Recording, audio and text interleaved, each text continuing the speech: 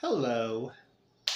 I just want to quickly get on here and just say something very simple uh, about people saying, "Oh, Chantal is foodie beauty, animal abuser." Is that she's delulu, she's delusional, this, that, and this.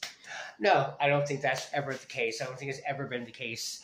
Um, the very simple uh, thing to that is she's desperate and sad.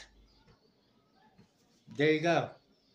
She's always been like that because she's never gotten to the point where she became a professional YouTuber. You know, an example of that is Amberlynn Reed when, like, 2 years ago, she finally got a ring camera. I mean, a ring light. Yeah, a ring light. That was after 8 years of being, on, YouTube.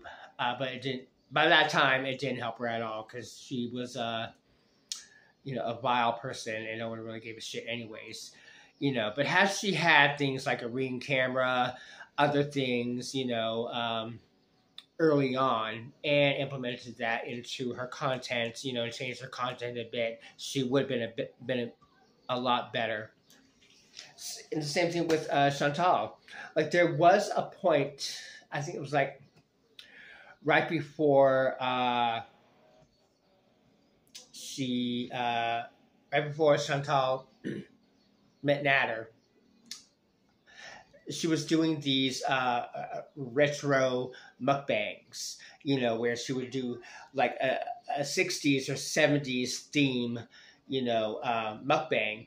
She had food, and then she had a green screen, and then she would wear a hat or like do something with her hair, and that was content that she put effort in because she went out and bought something. She did the green screen, and she shared things, 60s or 70s, like, that was something that people, praised her for, but since then, after that, with Natter, with, and then Salah came in, and then she went to Kuwait. No more fucks giving. That's it. She had a husband, but it didn't do anything. People were like, we don't believe you and all this. Fuck off. Now she's back in Canada,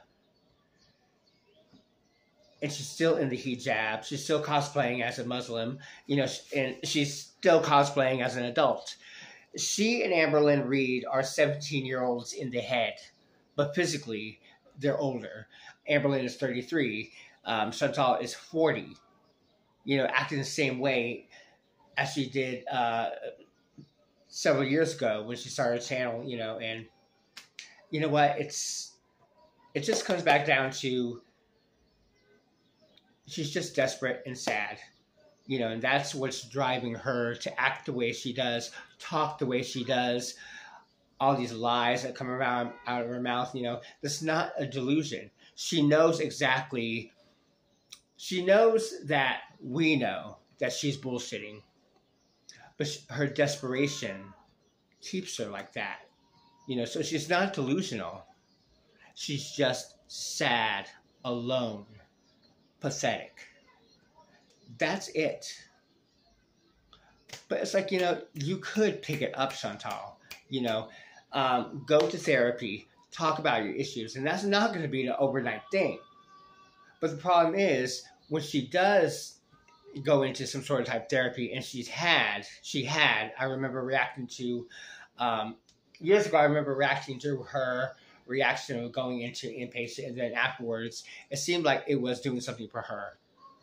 But then after that, nothing else, I don't believe she was in therapy a few years ago when she said she was. I don't think so. No. No. Because she doesn't like to be told what to do.